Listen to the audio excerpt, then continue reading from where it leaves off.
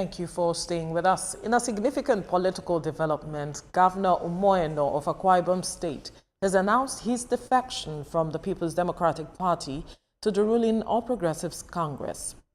This move comes few weeks after Delta State Governor Sheriff Oborevwori made a similar crossover to the APC, signaling a potential shift in the political landscape of Nigeria. During a press conference held in Uyo, Governor Eno emphasized that his decision to join the APC was not made from a position of weakness, but rather from a position of strength. Each and every one of you needed to be consulted, to be informed. I needed your counsel. I needed to explain why I am moving. And at this point, that consultation culminated into my meeting with all the critical stakeholders in the PDP last night in this hall, where I took time to explain to all of you the reason why we must move. That as the children of Issachar, we must be able to interpret the times and flow with the times and not run against the tide.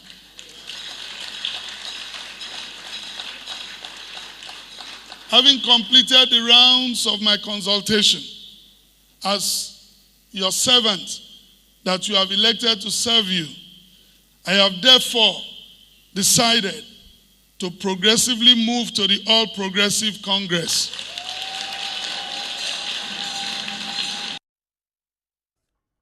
Joining us for this conversation is public affairs analyst Ziggy Ibe. Ziggy, good morning. It's good to have you join us. Thank you for having me. Happy holidays. Unfortunately, we dragged you out of your house. Oh, yeah, it's good. It's good. Sometimes we leave our comfort zones. Now, let's talk about the gale of defections we've been seeing in recent times from the PDP to the APC. And Governor Umoyeno is the recent defector. He said that he's flowing with the times and the tide, and he's not going to go against the tide. But what do you see as being the implication of these moves on our political landscape? Okay, thank you. I think another thing a professor put there is that if you can't move with him, you better leave his cabinet. Mm-hmm. Imagine that. Mm-hmm. Okay, it's okay. We are not new to this. It's a game we are used to. Many years in the past, we've had a gale of defections by politicians who feel they are no longer comfortable where they are, or the vehicle that brought them into their present party, because that's my vehicle. Mm. Yes, on the way. Yes, they're interested in boarding a bus. That's the way I want to typify it. Boarding a bus, get to their bus stop. When the bus drops at the bus stop, what they do is they alight. And when they feel the job at that party is ended, they hop into another bus that takes them to another bus stop. It's okay. Nobody quarrels with that. It is their decision to do so. But one thing that is very disturbing is, are they really deciding the implications of what they are doing? Because moving from a party to another party, to me, isn't about the people. It is a personal interest.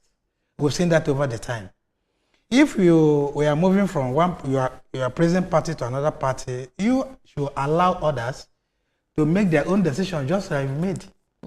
And asking them who weren't comfortable with them, your present decision should leave the cabinet, to me is obnoxious.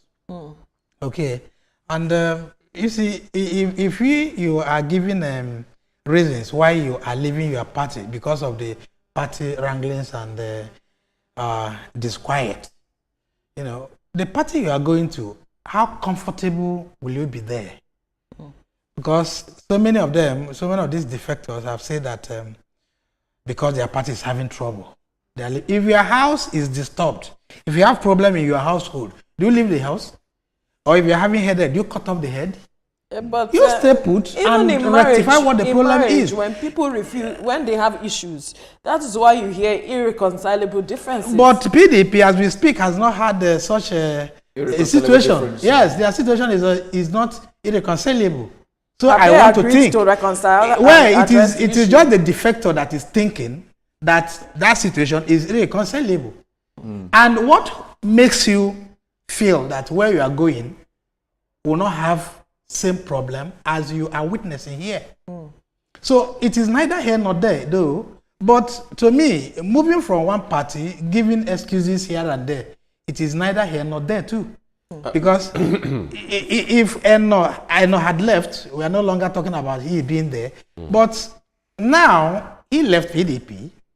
Okay, we are not new to it anyway. He left PDP, joining APC, giving reasons that his party, his former party, is having issues. Can't you sit back and fix it?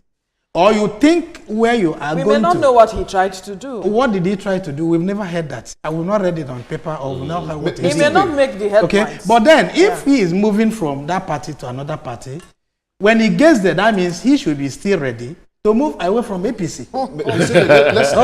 Let's analyze. Because it's a continuous journey now. Let's analyze And the statement of the governor. not really being there as an ideological person who will bring on the table solutions to wranglings in the party. Let's look at the statement of the governor. He said, interpreting the times, running with it, and not running against the tide.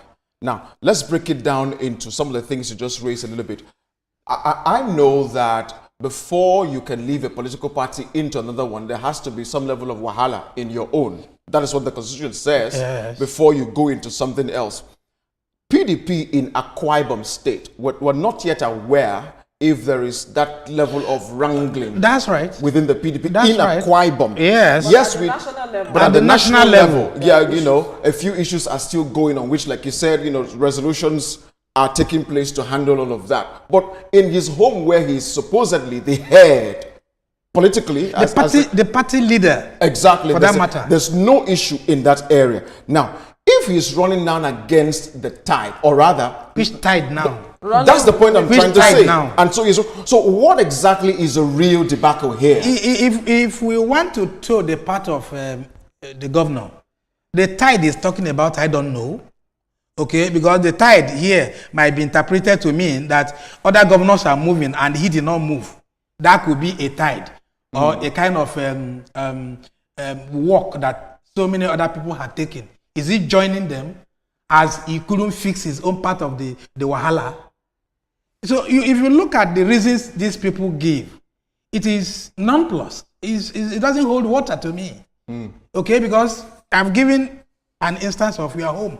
If your home is having issues, do you abandon your home to create a new home? The answer is no.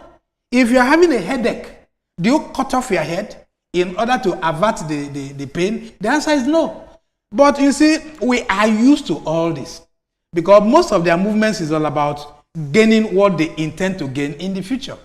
The only reason I've heard one of them give is that, you know, most of these people that are making these movements are trying to seek the possibility of their second term. Okay? And in seeking or in securing their second term, having that security, they are looking at the leadership at the center, not compromising certain standard or certain, what do I call it, certain a situation where their forms or their situation are not secured.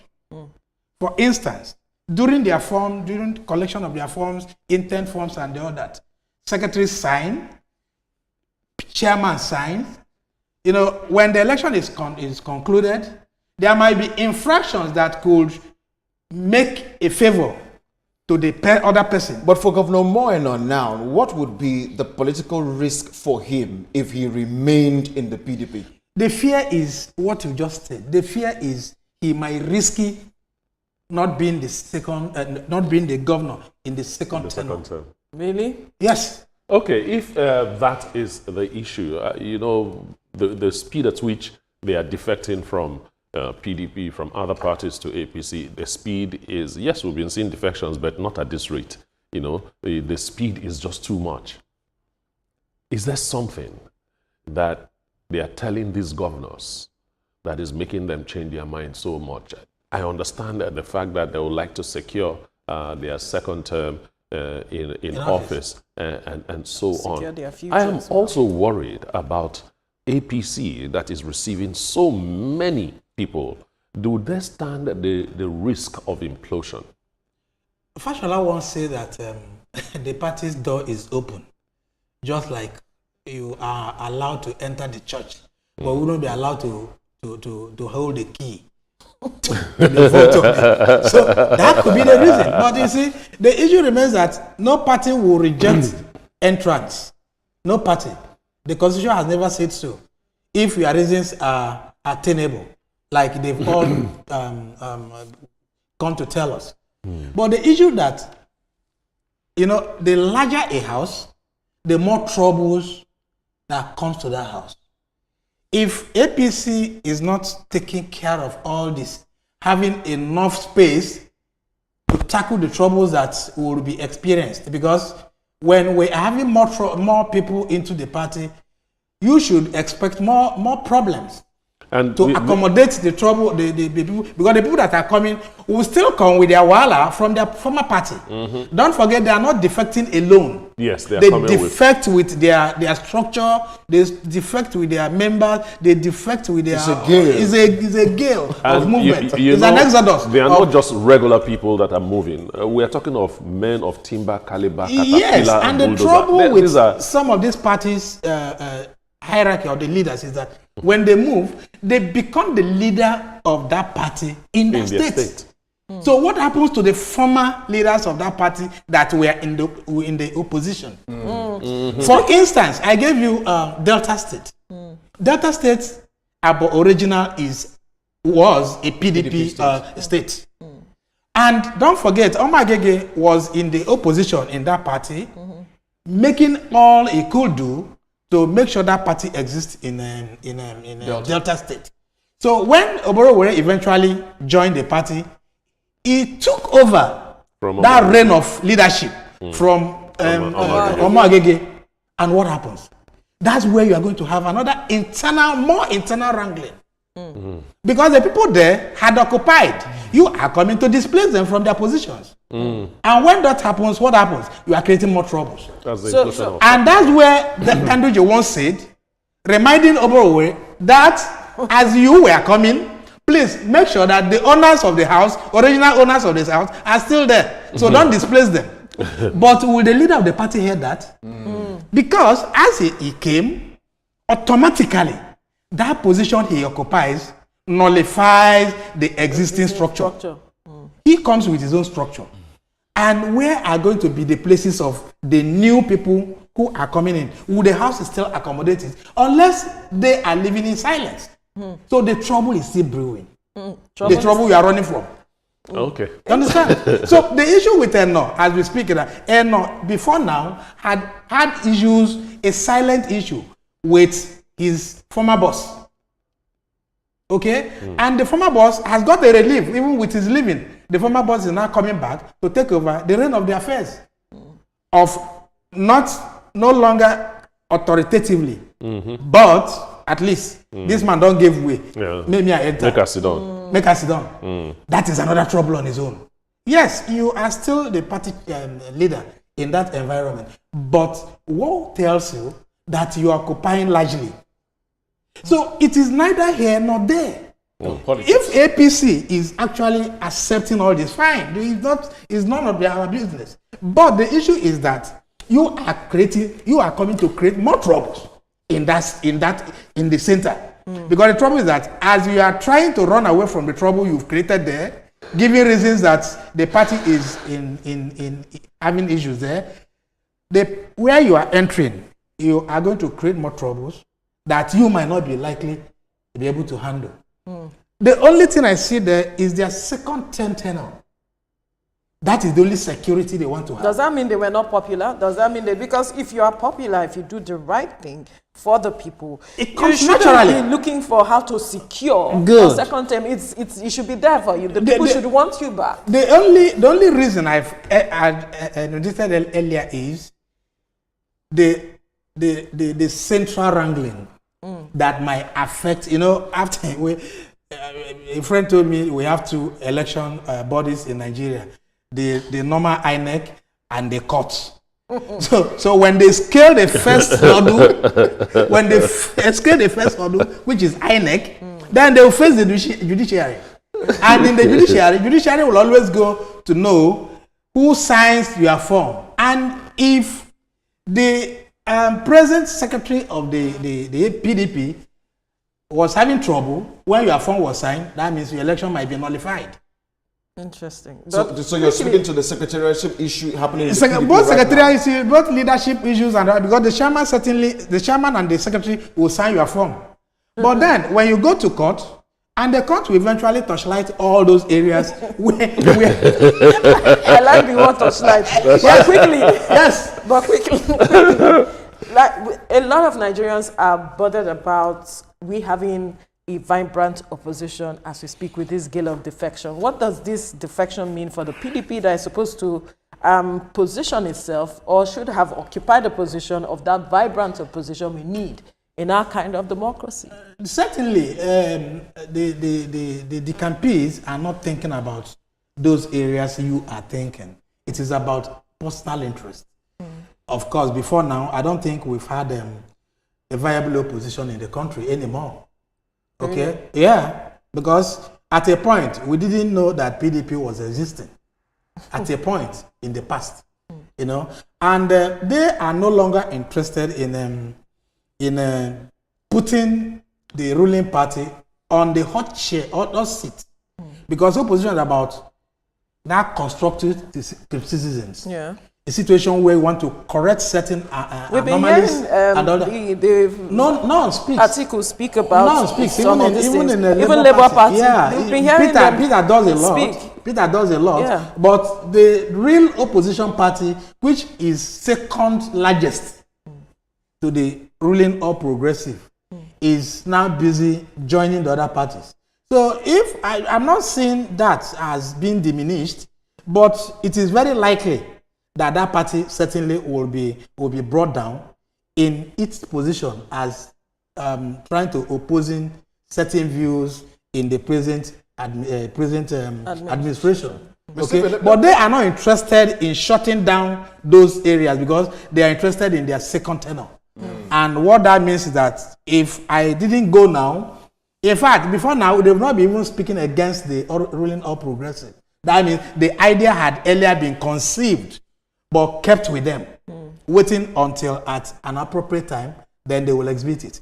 Now, it's not only Eno and Oburu that have done that. We have other ones that we are gearing up to doing that. And I tell you, before the year, before the year runs out, I think we are going to have more. Is that good for our democracy? If care is not if care is not given, the whole PDP will be divested into is that APC. good for our democracy? It is not. Right. It is not. One party system in any country is not the right thing. Mr. Let's speak about this issue of when Governor Moeno said any of his appointees who does not go with him should resign. The president and the government at the center is APC. One of the prominent figures in that cabinet is Wike, who is a PDP. If the leader, the national leader of the APC, can have an opposition member strongly as a part of his cabinet, why then would another governor who is just defecting into that party make such a statement to say, if you don't follow me, you can't be an appointee in my cabinet? What's going on here? Well, maybe we might want to squarely put certain issues where they belong. PDP's trouble started when Wike and Atiku started their fight. Yes, nobody can disagree with that because PDP is, I wouldn't say here that PDP was such a wonderful party, but no house without a trouble.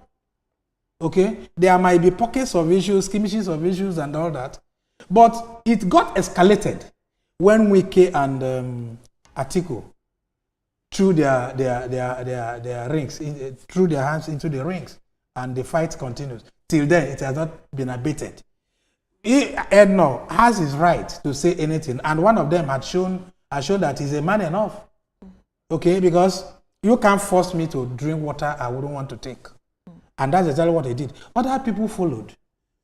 And saying that, I wouldn't want to give name to it, but it is totally wrong. Maybe he didn't see the bigger picture, because you don't hold my right. If I'm in your ESCO, Rights to associate. if I'm in your ESCO, But is it I have about the right to live there. Is it about political alignment, or somebody who will be able to help me achieve the goals and visions Do they and even plans think I have about for you? the state? Do they think about you? Do they think about you? I've said it is a personal agenda. Yeah. So if you are working with them, they hired you and they have the right to fire you. And that's the situation here. So if Eno is saying that authoritatively, he knew that he got you employed. So your employee is only rolling with his agreement. And when you couldn't agree with him at a point in time, then he has the right to fire you. That's what it means. Okay. When then do we go no. back to patriotic hang on. politics? Hang on. Let us look at this thing from another point of view. We are slowly, if we are not there yet, we are slowly moving to a one-party state. Yeah. We are having, Gradually. Yes. And then we have APC really enlarging. I see issues coming. I've But said that earlier. Yes, but I can't put my finger on what issue might And from arise whom it will come. and from whom it And will. who unto the person? You know what I'm talking about. You know what I'm talking about. Is there a way APC can foresee these things and then plan towards settling them even before the rear their ugly heads? Okay, APC has, just like any other organization, has a constitution. Yeah. And that constitution guides every other person that comes in. Okay? And as it is, nobody is more than the party itself. So when you come in, you align with the party's agreement, align with the party's constitution and its workings. At a point in our checkered history, I think we've had a PDP having 26 governors and a few governors for the other parties. Yeah. Today, we have 23 governors for APC and 10 for PDP. That is staggering number. And some of those 10 are moving. Yes, some of them, and they are ready to. It's still diminish. That number will still diminish further. There are two we can just say, look, it's just a matter of weeks. We've seen it. We've seen it. So, look, APC should have enough space to accommodate these people. And your question is, how prepared is the party to accommodate these people, because trouble is looming? Well, if there was no trouble in 2013, 2014. But the house wasn't that large. 2013. No, it was a marriage of strange bedfellows, and they were able to survive to this point. Yes, but it not, was just that some became aggrieved yes, at but the not end of the day. not the kind of deluge numbers we are having today. Because don't forget, Huge is relative. what we were having there was just an individual moving from his party to another party. But now we're having a whole structure in a state. It was beyond an individual. Yeah. A lot of persons came together from different parties. Yes, but if we could get the population of the party, APC numbers, the population of APC party then, and now it is tripled or quadrupled. Because we are being afraid here, because the number of people, the number of movements we are going to have before the next election will be so large. But the that president there is not worried. The president is not worried. He has spoken about this matter. The president, as the leader of the party, might not come to tell you, I am worried. That is not done. The party, we have been told, has enough room to accommodate everyone. So take your corner. But the accommodation we are talking about is, it might start from the states where they are coming from. Because don't forget, each time a governor moves to another party, he moves the structure of the state. But then the numbers of few persons he left there will be trouble now, because they were in opposition. They were ruling party today. Tomorrow they are now in opposition. And do you know what it is? When I know your secrets, I attack you more. I hope you know that. It's Nigerian politics. I know where I used to eat. But the issue remains that, look, at all this, the governors don't think very effectively. before their movement. And they've always told us that the road is becoming rough and tumbled, and they could who not made the cope. road rough? I can't answer that question. Public affairs analyst Ziggy. Thank you for your time. Thank you for having me. It's a pleasure. Right. After the break, we will discuss latest developments following the alleged bribery claims against Senator Akpoti Uduaghan. Stay with us.